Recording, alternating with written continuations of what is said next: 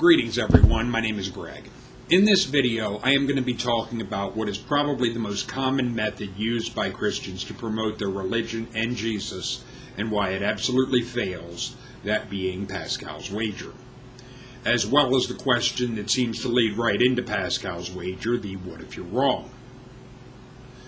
This is a conversation I've had multiple times over the past month and a half or so with various Christians, both at my job as well as online.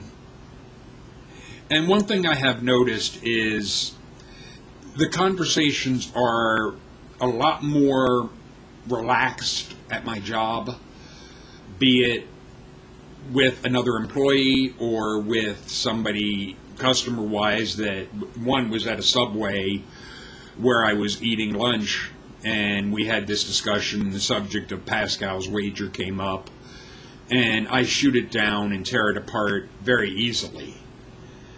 But the fact that it keeps coming up from various Christians over and over again indicates to me that this is a major part of the mindset, and it shows a lot of the flaws that are in the mindset of Christians.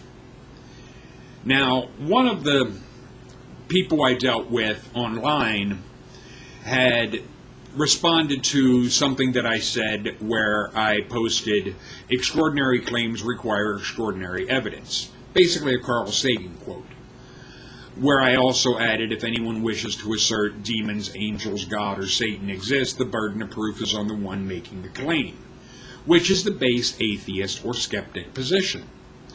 I also realized that saying this to theists is akin to poking them with a stick. I get that. However, the response that I got from the person that I am, in a sense, using as an example in this, I'm not going to post their name because I don't want to, in a sense, give them publicity and single them out, because this is not just one Christian type of thing. This is something that is consistent with various Christians of various denominations. So in singling someone specifically out for this would, I think, be inaccurate. But what this person had said is not really, "You will die no matter what," which shows just how short-sighted these Christians really are. Because what they're saying in that is that they believe that the choices are either their God exists or no God exists. The thing is, there have been over 4,000 gods worshipped in human history. So the idea that it's a 50-50 is bullshit. It is showing a very short-sighted, narrow-minded position. Because the bottom line, when it comes to a belief in gods or disbelief, the Christians don't believe in all of the over 4,000 gods that have been worshipped in human history, excluding theirs. I don't believe in any of the gods, over 4,000 gods worshipped in human history, including theirs. The difference is with theirs. And my disbelief in theirs brings in their sadistic nature. It doesn't matter how nice they appear to be. The threat mindset is present with every single one of them. And it is one that when I'm at my job, I try to be more civil. And I'm not trying to be in their face with what I'm saying, but I'm also not backing down in their bullshit. I'm not giving them a pass. But the next thing that is common to hear is, if Jesus is God and you are wrong, you will pay a very steep price for your rejection of his offer of forgiveness. There's a lot of stupid wrapped up in that sentence. And the first 4 words, "if Jesus is God," is a major blunder with Christians, because it ultimately will destroy Christianity. Because if Jesus is God, that means Judaism is wrong, which means the Christians' Old Testament is wrong. And since the Christian's Old Testament is the foundation of Christianity, that means that Christianity ultimately is wrong because Jesus himself was a Jew. There is also the fact if Jesus is God shit brings in a major problem with the aspect in the New Testament of Jesus praying to God, Jesus arguing with God, Jesus asking on the cross, my God, why hast thou forsaken me? If he is the God, praying to himself, arguing with himself, asking himself why he forsook himself, it makes your Jesus a babbling fucking lunatic. The idea that what is mentioned is the aspect with John chapter 10 verse 30 where it's written that Jesus said, I and the Father are one. Well, the problem with that is in Genesis chapter 2, it says a man will leave his parents and will cleave to his wife and they will be one flesh. No Christian would be saying, at least none that I've ever heard, have ever said that when a man and woman get married, they become one person. If you want to try and say that it is multiple people, then your religion is not a mono anything. If your Trinity is a multiple beings, multiple deities, you are not a monotheism, you are a pantheon. You have multiple gods, and one that you would regard as the supreme. It's not mono anything. It would destroy Christianity. So the whole notion of Jesus being God, basically it's a hand grenade sitting in your lap, Christians, and it will blow you apart. But then, in that same sentence, was the typical threat from Christians that is also the threat that is attached in Pascal's wager. If you're wrong, you will pay a very steep price for your rejection of his offer of forgiveness. First of all, the aspect of being forgiven for something in the Torah Tanakh, there was never, I would challenge any Christian or even a Jew, if a Jew would want to go circles with me on this, there is no mention of a sacrifice bringing about forgiveness. Doesn't happen. That's not the way it works. The sacrifice was in akin to an addition to the change that you made in your behavior. It is, and I can use the aspect of this past week I had gotten my girlfriend flowers. Not because I did anything wrong, but just because I know she likes flowers and fuck it.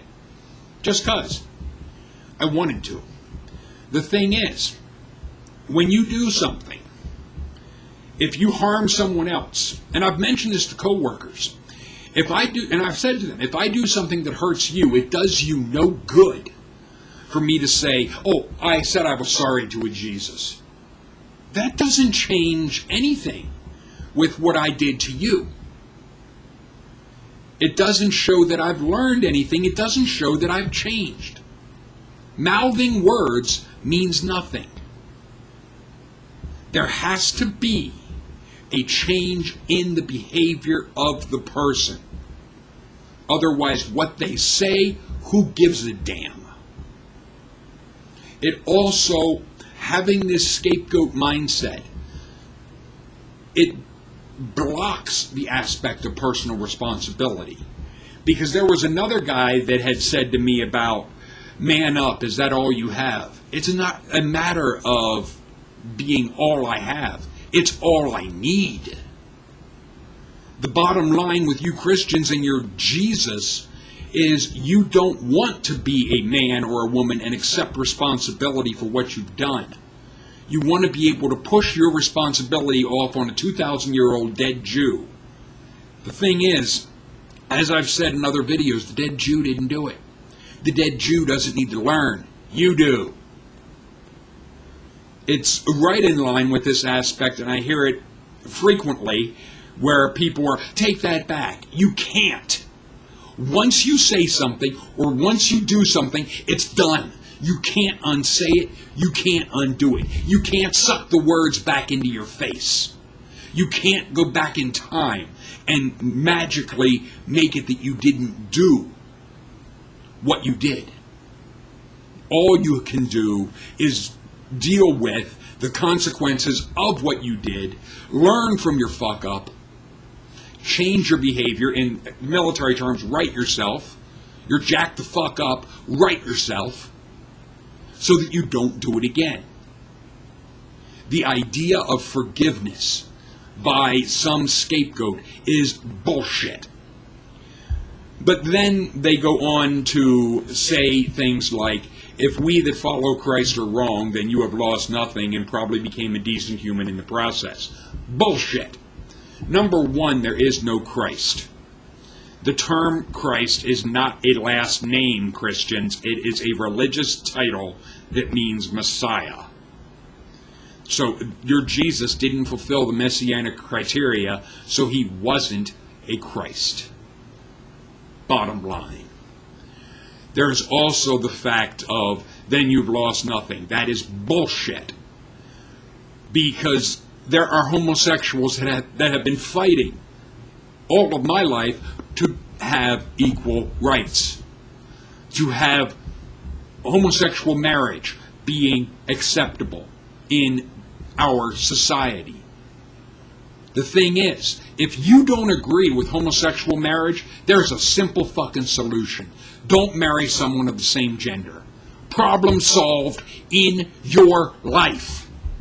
What other people do in the privacy of their own home, or who someone else loves, is none of your fucking business. Keep your pointed nose out of their life. It really irritates me.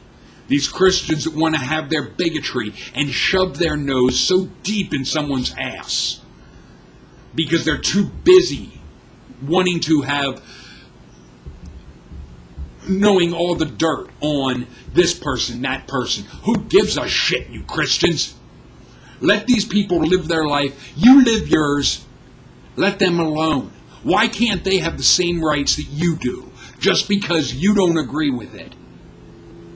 The thing is,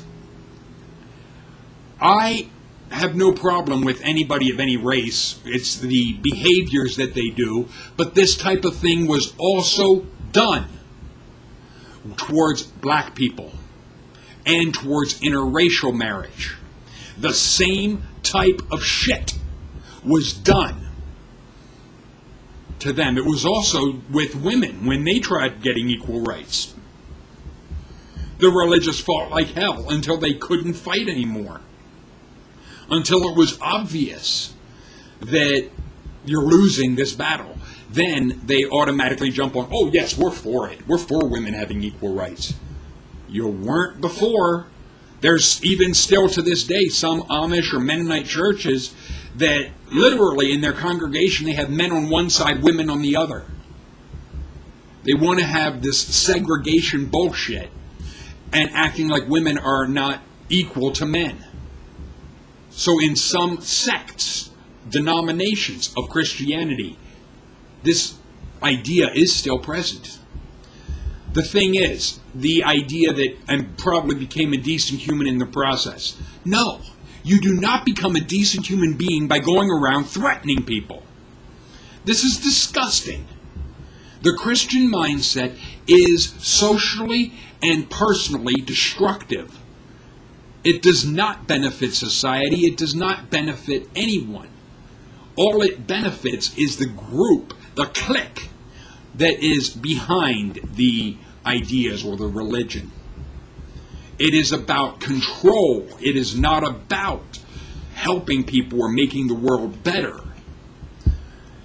But then there's the statement of, but Jesus is a real presence and will deliver all who call upon him in faith. This is bullshit. And it gets into something that I'm going to be doing a video on in the very near future. A faith versus works. Who taught faith? Who taught works? Basically, it'll be a Jesus versus Paul. Who are you listening to? Who is your God? Christians.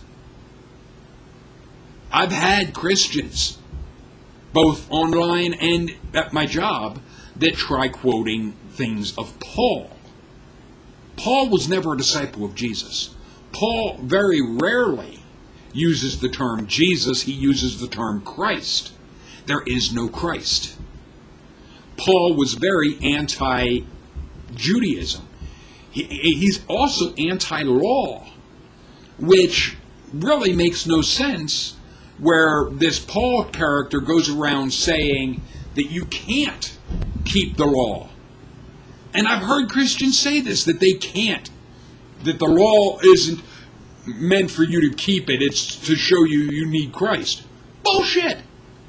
Jews for thousands of years had no fucking problem keeping the law, or if they did fuck up, they changed their behavior, started obeying the law, and they were fine. They didn't need a scapegoat. The thing is, what Christians are looking for is not to learn from their behavior. They're looking for someone to pay for them, so they don't have to be a man or a woman and accept responsibility for what they've done. Then this person had said, I wish you no ill will. This is also common with Christians. They'll try to say that they don't wish any ill will on anyone. Bullshit! If you're going around using Pascal's wager and trying to threaten people with, if you don't think like me, you're going to be tortured, and you might as well hedge your bets and feign belief in this God in order to try and save your own sorry, self-centered ass. It is disgusting. And on this Pascal's wager thing, if you're going to wager on a God, Christians, or Muslims, or anybody, if you're wagering on a God, you better make goddamn sure that the God you're wagering on isn't all-knowing. Because if it's all-knowing, it will see right through your attempted deception. It will see right through your attempted game. And it will see you for what you really are. To, in a sense, pull out my inner geek on this one, the aspect of, with the Star Trek The Next Generation, in the pilot episode with the encounter at Farpoint, when Riker asked Picard, what are we going to do with this Q watching our every move? What Picard said, I agree with completely. We'd do the same thing we would do if this Q never existed. If we're going to be damned, let's be damned for what we really are. That's what Christians don't want. They don't want to be who they really are. That if I'd have to be before a God, whatever that would be, I would be there as who I am. I wouldn't try and hide or try to pretend to be something I'm not. I'm too much of a man for that, Christians. I am willing to stand before anything and say, I oppose that because of this. I support that because of this. I believe this because of this. Here's the evidence. And if anyone would want to try and say, you didn't think the right thing, so you should be tortured, right off the top, you're a tyrant. You're a malevolent son of a bitch. So I wouldn't have supported you irregardless. It wouldn't matter to me. My balls are just too fucking big. I can't go along with sadism. Sorry, Christians. Then they will say things like, I only want your eyes to be opened. Bullshit. You don't want my eyes opened at all. You don't want my eyes or anyone's eyes opened. What you want is to have people's eyes closed to anything but what you say. And my attitude with that is, fuck what you say. What you say doesn't matter. All that matters is what can you prove. Talk is cheap. If you can't back up your words with evidence, your words are meaningless. And you Christians aren't interested in opening anyone's eyes. You want them closed to anything but what you're selling. This part, then the typically is saying that they are familiar with Pascal's wager and find it compelling. For any Christian that finds Pascal's wager compelling, what is compelling about hedging your bets?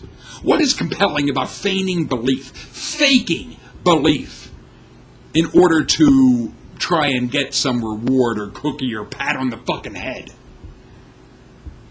Would you want a partner or a lover or whatnot that would only feign love for you because they're looking for some payoff? Or would you rather have someone that's going to be real, that would say, I'm doubtful, show me evidence, prove to me, but I'll be honest with you and straightforward and tell you I either believe it or I don't. And if I don't, basically present your case, prove it to me. The thing is, what this also gets to with the aspect of a parent to child, because Christians love to make out that their God is this great parent, this father figure type of thing. Any adult has the power, has the physical strength to hurt a child. Any adult can. Just because you can doesn't mean you should. I've seen this at my job. That kids do something and they get crack. And it pisses me off. I have to just kind of walk away. And in a sense, the Polish proverb, not my monkeys, not my circus. But a part of me wants to get in the person's face and be, what the fuck are you trying to teach? The idea of hitting a child, what the fuck does that teach them? What, that violence is the answer? Oh, it gets me hot. Because the thing is, especially doing that publicly, if they're doing that in a public place, what the fuck are they doing behind closed doors? Any adult can hurt a child. It doesn't make you big. It doesn't make you bad. It doesn't make you right. It doesn't make you good. It makes you a fucking bully. Let's be real, Christians. Especially people in our society now. They want to talk about what's real. Especially, like, I am a wrestling fan, and one of the things I see a lot of times, that's fake. What is fake is how a lot of you fucking Christians want to act regarding your God. You'll wear your fucking cross. You'll act like you believe in a God. Do you? Do you really? Or are you just trying to pretend to save your own sorry, self-centered ass? You're as fake as silicone boobs. Don't hand me this shit that you're real, that you're keeping it real. You're not keeping anything real. Nothing. Thing is, this person, and it's typical for Christians to say, I have nothing to gain by converting you, save the knowledge that I have helped someone. You're not interested in helping anyone, Christians. What you want is to help yourself. To make yourself feel better. To make yourself feel superior to others. Just because I don't think like you, it's not a crime. And Christians, don't try handing me this shit that it's not a crime for me to believe in a God. No one ever said it was. There is not one atheist that is saying that if you believe in a God, you should be tortured. Not one. But you Christians are. Constantly. Throwing this bullshit of hell in our face as if torturing somebody, even if it would be possible, that torturing somebody would prove you're right. Bullshit. It would show you are fucking evil. But then, one person online had made this statement, and I'm not trying to say all Christians would be this stupid, but are you a professor at Berkeley? No. What would it matter if I was? Bart Ehrman is a professor and a historian But you Christians aren't listening to him when he points out in his lecture misquoting Jesus. There's another professor that you Christians really don't like. It's called Professor Richard Dawkins. You're not listening to him. The fact that he is a professor, so what? And even if you want to try and say someone's a professor, so that means they're right, that's an appeal to popularity. It's a logical fallacy. I don't respect Richard Dawkins because of his job. It's because of the evidence behind what he says. It's absolute stupidity. But another one is about you, and I get this frequently. Your arrogance blinds you. I'm not arrogant. I'm confident. I know what's in your fucking Bible, and I know what's not there. I also know morals and ethics, and morals and ethics are not based on a fucking book. They're more sociological than anything. It's based on the society one grows up in and the time frame. There's multiple factors that factor into what somebody's moral outlook will be on something. And largely it is not just the historical time period they're living in, but the socioeconomic way they grew up. Those that are raised in the inner cities will have a much different view and outlook on life and perception of what is good and bad type of thing versus somebody that was raised in the country. Or somebody that is raised with what is termed a silver spoon in their mouth will have a much different perspective on things than somebody that was raised dirt poor. That just the economic difference will bring and give a child a very different tint to the same reality as this other person. So the idea that what comes across as arrogance, it's not arrogance, it's confidence. Because when people say to me about hell, and I got this recently at my job when I was unloading a truck and talking to a guy. He said about the what if you're wrong and hell type of thing, and I immediately, while tossing boxes, I had said, hell is impossible. Fire is a chemical reaction of physical elements maintained by physical oxygen. After I'm physically dead, fire would no more hurt me, and I use the analogy of a ghost. Fire would no more burn a ghost than spraying a ghost with a squirt gun would make it wet. Because the ghost, to use that term, isn't even in the same dimension as the fire. So it doesn't matter. I'm not saying that there isn't something after we die. I don't know. The thing is, it's not the Christian God. Could it be a deistic type of thing? It could. And I've said this at my job. It could. But I have no evidence to believe that it does. I have no evidence to believe such would exist. Not to mention, I have a big problem with this idea of that there is some external, out there thing that you can point to and go, that's God. If that is God out there somewhere, that means it is separate from you, separate from me, separate from everyone, because it is out there. It is something you can point to and say, there it is. There he is, or there she is, or there it is.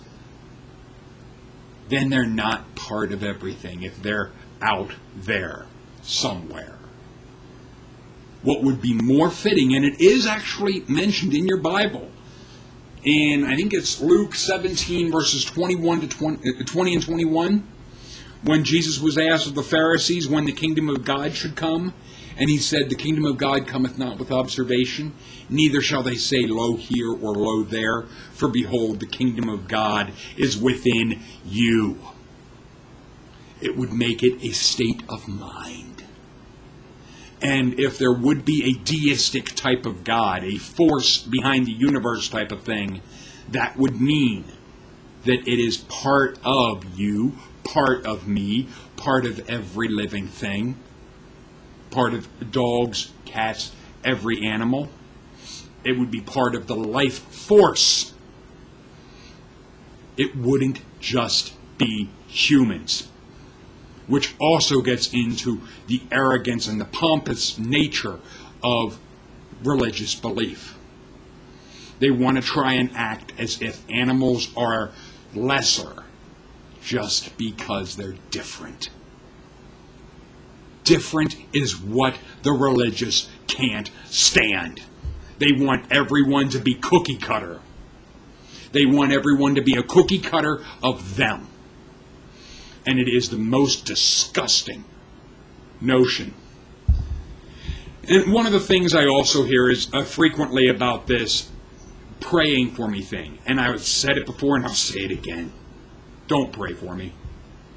Because prayer is no different than trying to cast magic spells to bring about a change.